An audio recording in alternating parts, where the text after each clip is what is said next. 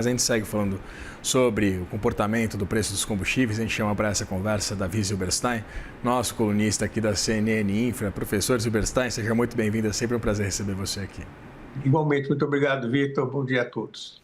Professor, queria entender exatamente se agora com o que a gente tem, evidentemente, com esse novo tensionamento no Oriente Médio, uma nova pressão dos preços dos combustíveis. Houve aquele anúncio por parte do governo, agora, os últimos dias, sobre a revisão dos subsídios concedidos ao diesel. Agora, a possibilidade de implementação de novos subsídios aos preços dos combustíveis.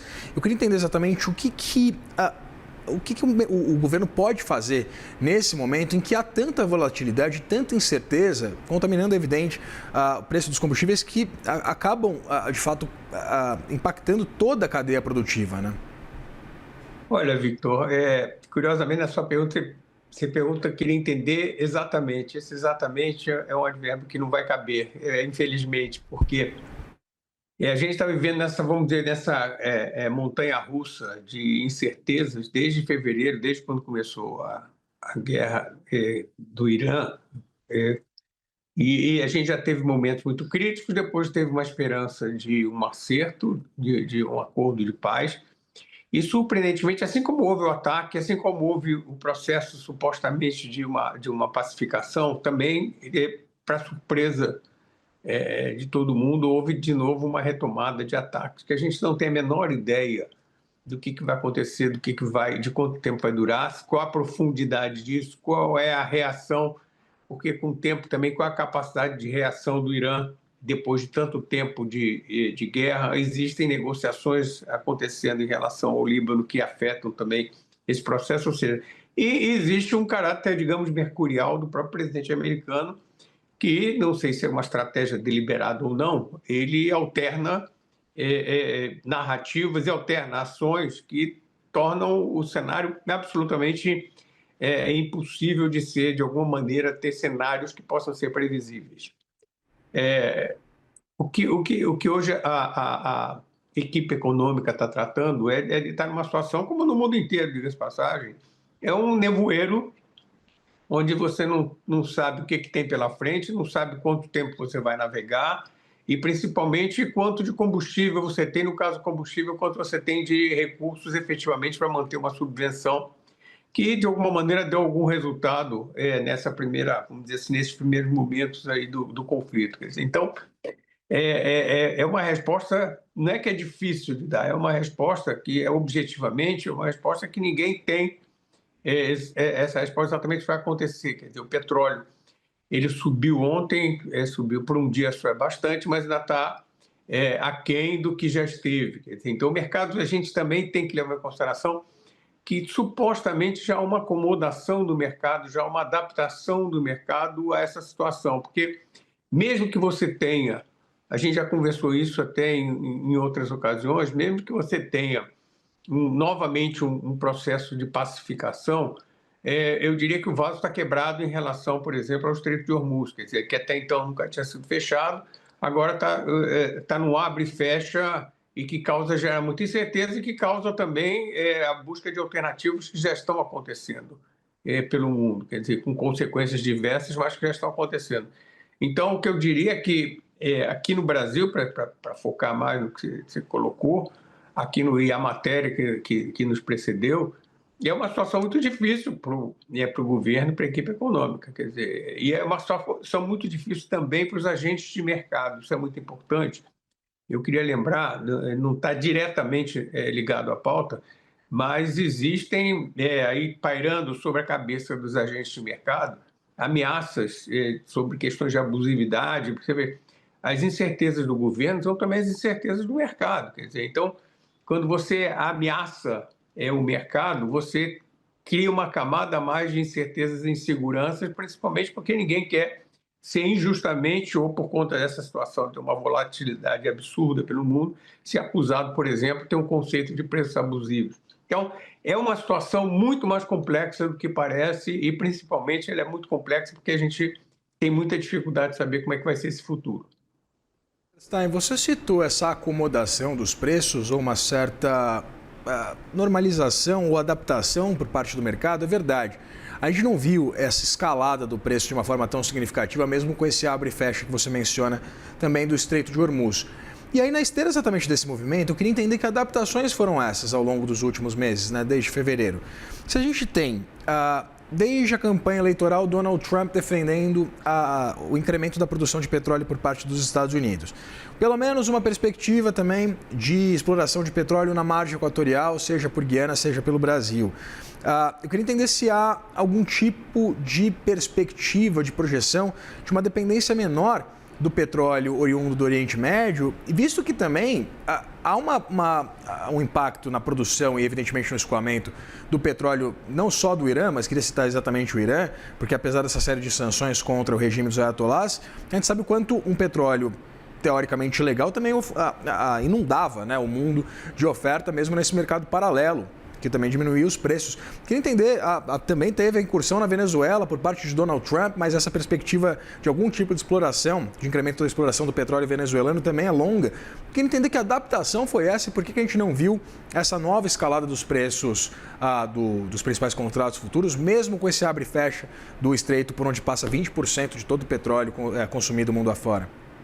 Olha, começando pelo final, a Venezuela, surpreendentemente, bom, infelizmente agora teve uma tragédia humanitária grande por conta do terremoto, mas de qualquer maneira a Venezuela já subiu, já está produzindo quase o dobro do que estava produzindo antes dos ocorridos da invasão, da retirada do Maduro do território venezuelano.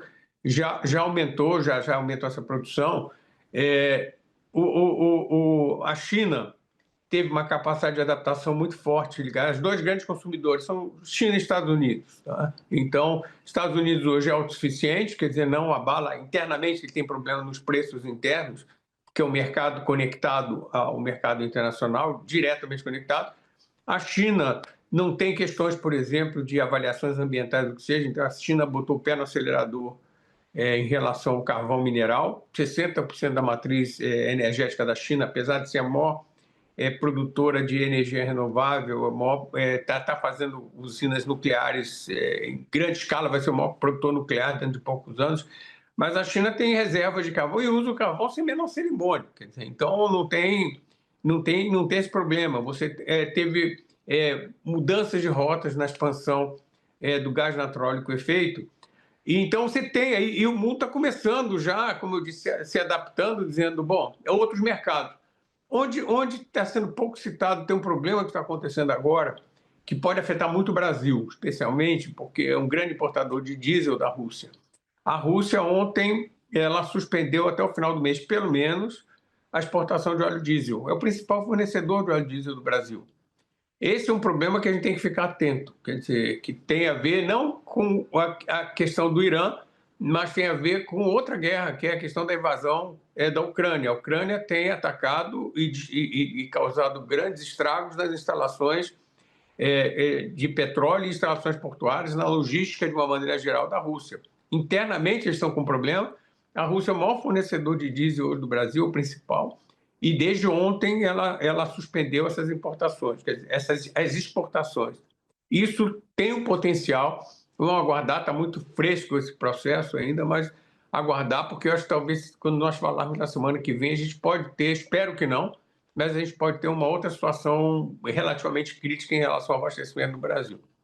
Professor Silberstein, eu queria entender se, dado esse cenário de tanta incerteza, instabilidade no Oriente Médio, você vislumbra algum futuro próximo em que dependa-se menos da energia fóssil, né? Dada essa agenda também muito rápida de energização principalmente das indústrias, também dos automóveis, etc. Queria entender se você vislumbra algum intervalo curto para que haja uma dependência menor de petróleo mundo afora. Definitivamente não. Por um motivo, não é uma questão de querer ou não querer, é uma questão de números. O mundo hoje ainda depende de 80% de combustíveis fósseis. Nos últimos 35 anos, a gente abaixou essa dependência de 85% para 80%. Quer dizer, em 35 anos, foi uma redução de 5%. Mesmo que a gente acelere vamos dizer, essa transformação, ou a transição, como se queira falar, os melhores cenários em termos de substituição de combustíveis fósseis. Você pode pegar a Agência Nacional da Energia, Instituto de Pesquisa, organismos ambientais. Eu diria que o caso mais provável, bem mais provável, no mínimo 60% de dependência de combustíveis fósseis em 2050. Nós estamos falando ainda daqui a 25 anos, 60%. Sendo que em alguns países a dependência vai ser isso. Nós estamos falando uma média mundial. No Brasil já é menos de 50%, vai ser menor ao longo do tempo. Quer dizer, então, alguns países vão depender muito mais do que os 60%. Por exemplo, você tem África do Sul, Índia, um país que dependem 70%, 80% muitas vezes de produção de combustíveis fósseis para produzir energia elétrica. Você não vai pagar esses países. Sem contar as pessoas que não têm energia elétrica pelo mundo. Você tem ainda uma demanda reprimida de bilhões de pessoas que consomem muito pouca energia e que vão precisar entrar no mercado. Seja de gás para cozinhar, seja de eletricidade para ter eletricidade mesmo para coisas do cotidiano. Então, eu acho muito pouco provável, eu acho que o mundo tem que buscar políticas de adaptação, de minimização dos impactos, porque a realidade ela se impõe, a gente gosta ou não. Quer dizer, então, eu diria, respondendo também objetivamente a tua pergunta, eu acho que a gente tem um processo de redução progressiva, da dependência de combustíveis fósseis, mas ela não vai ser nem na velocidade, nem na profundidade que seria o ideal em termos de combate às mudanças climáticas.